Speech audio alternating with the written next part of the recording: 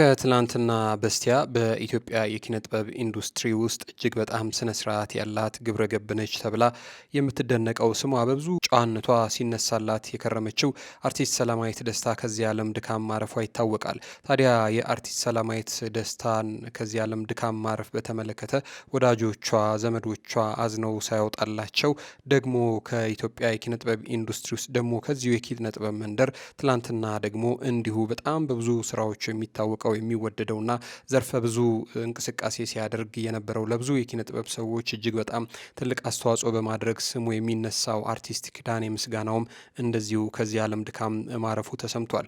ይህ ለኢትዮጵያ የኪነ ጥበብ ኢንዱስትሪ እጅግ በጣም ከባድ እንደሆነ ነው ባለሙያተኞች እየተናገሩ የሚገኙት። ምክንያቱም አርቲስት ኪዳኔ ምስጋናው በኢትዮጵያ የኪነ ጥበብ ኢንዱስትሪ ውስጥ ያበረከታቸው አበርክቶዎች እጅግ በጣም ሰፊና የሰራቸው ስራዎች ደግሞ ዘመናዊ ሽሬና ለአመታት የሚሻገሩ ከመሆናቸው አንጻር ቢኖር ኖሮ ምናልባትም ከሰራቸው ስራዎች በበለጠ ወደፊት ሊሰራ ይችል ነበር ብለው ባለሙያተኞቹ እጅግ በጣም በትልቅ ሀዘን ውስጥ ሆነው እየተናገሩ ይገኛሉ። ለመሆኑ አርቲስት ኪዳኔ ምስጋናው ማን ነው? ምንድነው የገጠመው? የሚለውን ጉዳይ እስከ ፕሮግራማችን ፍጻሜ ድረስ አብራችሁን ከቆያችሁ የምንነግራቸው ይሆናል። የምንወዳቸውና የምናከብራቸው የጊዜ ሚዲያ ቤተሰቦች አብራችሁን ስለምትቆዩ እጅግ በጣም ከልብ አድርገን እናመሰግናለን። ጊዜ ሚዲያን ሰብስክራይብ በማድረግ ቤተሰብ ታደርጉን ዘንድ ከወዲሁ በትህትና ጠየቅን። አብራችሁን ቆዩ።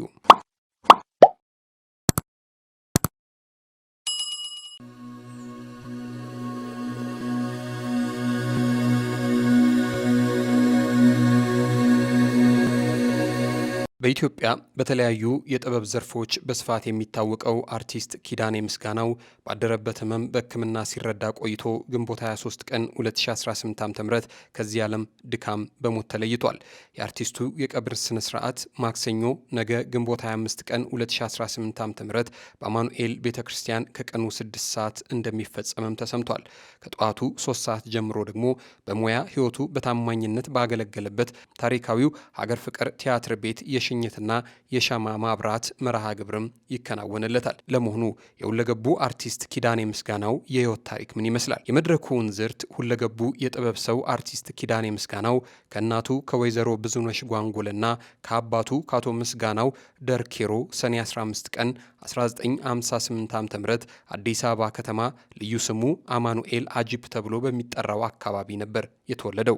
ለአቅመ ፊደል ሲደርስ ደግሞ የመጀመሪያ ደረጃ ትምህርቱን በደጃዝማች ኃይሉ ተስፋዬ ትምህርት ቤት እንዲሁም ሁለተኛ ደረጃ ትምህርቱን በአዲስ ከተማ ትምህርት ቤት እስከ 12ኛ ክፍል ተምሮ አጠናቋል። ከውዝዋዜ ጋር ገና ተማሪ እያለ የተወዳጀው ሁለገቡ ከያኒ ኪዳኔ ምስጋናው የጥበብ ጉዞውን በቀበሌ ኪነት በከፍተኛ ኪነት ውስጥ አድርጎ መዳረሻውን በአዲስ አበባ ቲያትርና ባህል አዳራሽ በማድረግ በ1977 ዓመተ ምህረት በውዝዋዜ ሙያ ለመቀጠር በቅቷል። የአርቲስት ኪዳኔ የሙያ ፍቅር ችሎታውና ስነ ምግባሩ ያስደመማቸው የውዝዋዜ ክፍል አሰልጣኞችና ኃላፊዎች ከተወዛዋዥነት ወደ ረዳት አሰልጣኝነት እንዲያድግ በማድረጋቸው ከ1983 እስከ 1990 ዓ.ም ድረስ በረዳት አሰልጣኝነት ሙያ ሲያገለግል ቆይቷል። ጥበበኛው ኪዳኔ በረዳትነት የጀመረውን የአሰልጣኝነት ስራውን ከፍ በማድረግ ከ1991 እስከ 1992 በቋሚ አሰልጣኝነት ተመድቦ በርካታ ባለሙያተኞችን በክህሎት በስነ ምግባርና በጥበብ አሰልጥኖ ለውዝዋዜ ሙያ መስፋፋትና እድገት የበኩሉን ድርሻና አስተዋጽኦ በከፍተኛ ሁኔታ ሲያበረክት የሰነበተ የጥበብ ሰው ነበር።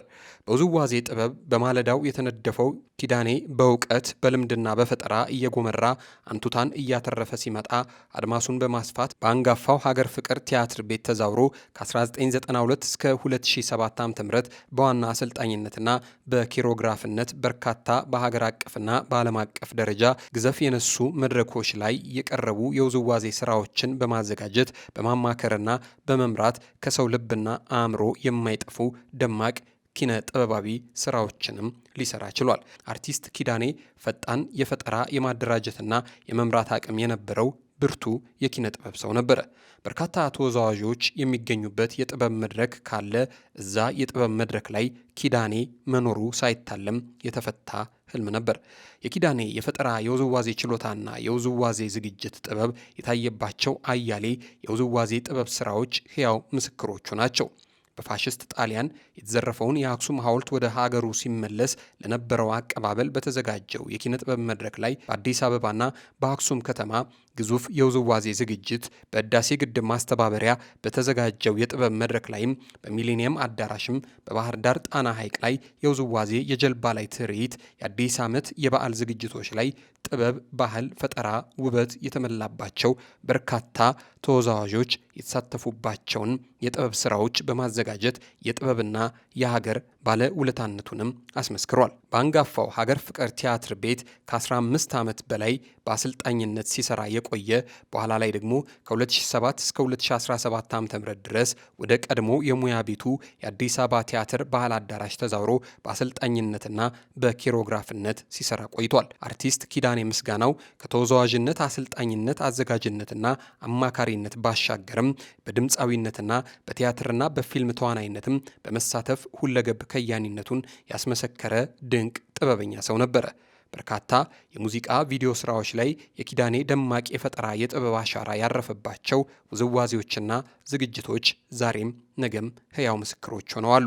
አሰልጣኝና ኪሮግራፈር እንዲሁም ደግሞ የውዝዋዜ አማካሪው አርቲስት ኪዳኔ ምስጋናው በሙያው በሰራባቸው ዓመታት እጅግ በጣም በርካታ ስራዎችን ሊሰራ ችሏል። ከስራዎቹ መካከል ጥቂቶቹን እንጥቀስ ብንል እንኳን ባለሙያዎች ወደ ሙያው እንዲገቡና የሙያው ስነ ምግባር እንዲኖራቸውም አድርጓል። የባህል ውዝዋዜ ትምህርት ቤት በሌለበት ዘመን በቲያትር ቤቶችና ከቲያትር ቤቶች ውጪ የነበሩ ወጣቶችንም ሲያሰለጥን ከርሟል። በሌላ በኩል ከከተማ ውጪ በመሄድ ቱባ ባህሎችን በማጥናትና በማምጣት የተለያዩ የባህል ጭፈራዎችንና አለባበሶችንም አስተዋውቋል። የውዝዋዜ ሙያ እንደ ሙያ እንዲታይና አሁን የደረሰበት ደረጃ ላይ እንዲደርስ የተለያዩ መድረኮች ላይ እንዲሁም ጥናቶች ላይ በመሳተፍ ከፍተኛ አስተዋጽኦ በማድረግ የበኩሉን ድርሻ አበርክቷል።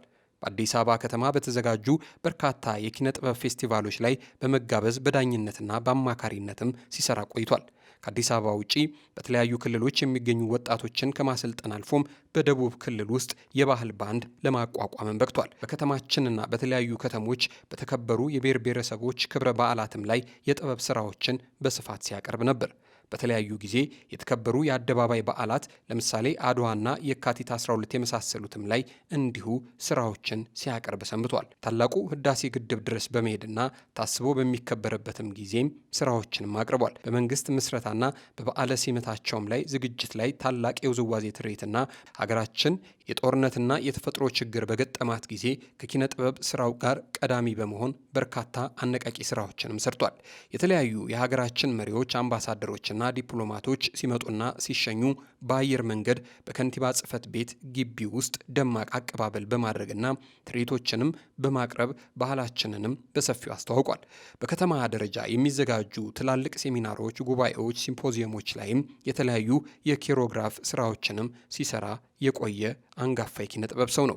በሌላ መልኩ ሁለገቡ አርቲስት ኪዳኔ ምስጋናው ላበረከታቸው የኪነ ጥበባዊ ስራዎች ደግሞ የምስጋናና ከፍተኛ የእውቅና የምስክር ወረቀቶችም ተሰጥተውታል።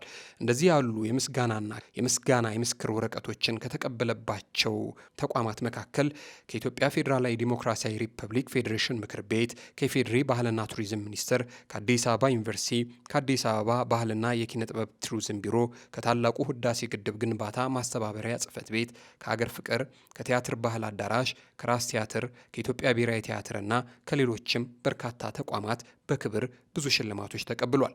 አሰልጣኝ፣ ኪሮግራፈር፣ የውዝዋዜ አማካሪ አርቲስት ኪዳኔ ምስጋናው ሙያው እንዲያድግና ባለሙያው እንዲጠቀም በነበረው ፍላጎትና ቁጭት ምክንያት ሙያው በተለያዩ ትልቅ ሆቴሎችና የባህል ምሽቶች እንዲሰራና ባህላችን የበለጠ እንዲተዋወቅ በማማከርና በመደገፍ የአንበሳውን ድርሻ ይወስድ ነበረ። አርቲስት ኪዳኔ ከበርካታ የሀገራችን ታዋቂና ተወዳጅ ሙዚቀኞች ጋር ትላልቅ የመድረኮችና በከተማ ደረጃ በቀረቡ ታላላቅ ህዝባዊ በዓላት ላይ የሙዚቃ ኮንሰርቶችም ላይ የኪሮግራፍ ስራዎችን ሰርቷል። ከነዚህ መካከል በሸራተን አዲስ ሆቴል፣ በሚሊኒየም አዳራሽ፣ በኤግዚቢሽን ማዕከል፣ በመስቀል አደባባይ፣ በአዲስ አበባ ስቴዲየም፣ በጊዮን ሆቴል፣ በሂልተን ሆቴል፣ በስካይላይት ሆቴል በመገኘት ጥበባዊ ስራዎችን ያቀረበ ሲሆን ትልልቅ የቀጥታ የቴሌቪዥን ስርጭት የነበራቸውን ግዙፍ መድረኮችም ላይ ልዩ የኪሮግራፈርነት ሙያውን ድንቅ ብቃቱንም አስመስክሯል። አርቲስት ኪዳኔ ምስጋናው በተለያዩ የቲያትርና የሙዚቃ ቲያትሮችም ላይ በትወናና በዝግጅትም ሰርቷል። ለምሳሌ ጥቂቶቹን ንጥቀስ ብንል በትወና የተሳተፈባቸው ቲያትሮች እንኳን ጤና ያጣ ፍቅር፣ ሮሜዮና ጁሊየት፣ የቀለጠው መንደር፣ ሊስትሮ ኦፔራ፣ ከልሽን አውልቂ፣ ፎርፌ፣ ኦቴሎ፣ ቴዎድሮስ ይገኙበታል። በሙዚቃዊ ድራማ ኬሮግራፈር ዝግጅትነት ከተሳተፈባቸው ስራዎች መካከል ፎርፌ፣ ኢትዮጵያዊነት ጥልቅ ነው፣ ከልሽን አውልቂ፣ ሊስትሮ ኦፔራ፣ ሉሲ፣ ሀገር ማለት ሰው ነውና ሌሎችም ይጠቀሳሉ።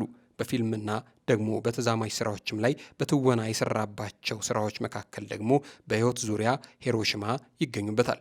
አርቲስት ኪዳኔ ምስጋናው ከመድረክ ስራዎቹ በተጨማሪም በተለያዩ ታዋቂና አንጋፋ እንዲሁም ወጣት ድምፃውያን የሙዚቃ ቪዲዮ ስራዎች ላይ በኬሮግራፈርነትና በአማካሪነት ሊሰራ ችሏል። ለክቡር ዶክተር ጥላሁን ገሰሰም ለድምፃዊ ኤፍሬም ታምሩ የሰራቸው ስራዎች ከስራዎቹ በጥቂቱ የሚጠቀሱ ናቸው።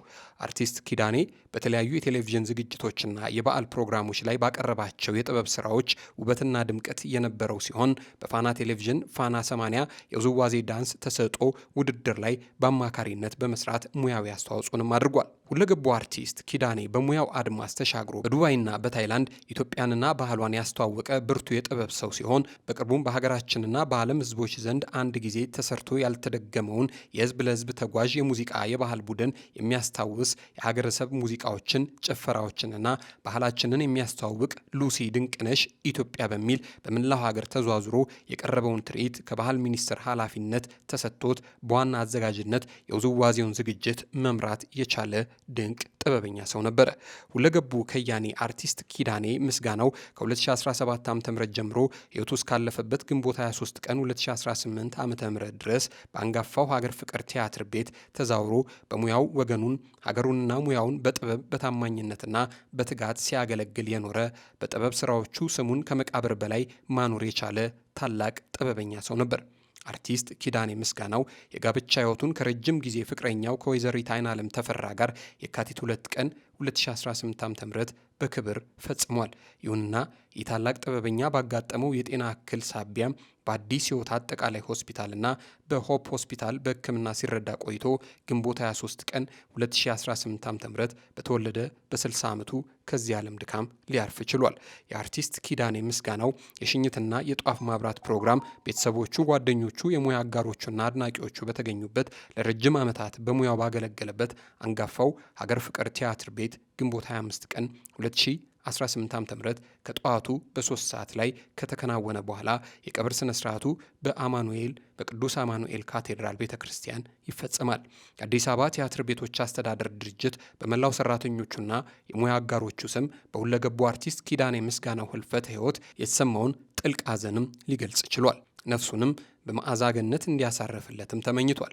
እንዲሁም ለውድ ቤተሰቦቹ፣ ለዘመዶቹ፣ ለጓደኞቹ፣ ለስራ ባልደረቦቹ፣ ለሙያ አጋሮቹ፣ አድናቂዎቹ በሙሉ ፈጣሪ ልባዊ መጽናናትን እንዲሰጣቸውም የአዲስ አበባ ቲያትር ቤቶች አስተዳደር ድርጅትም ተመኝቶለታል። ውድ የጊዜ ሚዲያ ቤተሰቦች እኛም ለአንጋፋው አርቲስት ፈጣሪ ነፍሱን በቀኝ ያኖር ዘንድ ምኞታችን ነው። ለወዳጆቹ፣ ለቤተሰቦቹ፣ ለዘመድ አዝማዶቹም በሙሉ መጽናናትን ይሰጥ ዘንድ ከልባችን እንመኛለን። እናንተም አብራችሁን ስለቆያችሁ ክበሩልን፣ ክብር ይስጥልን።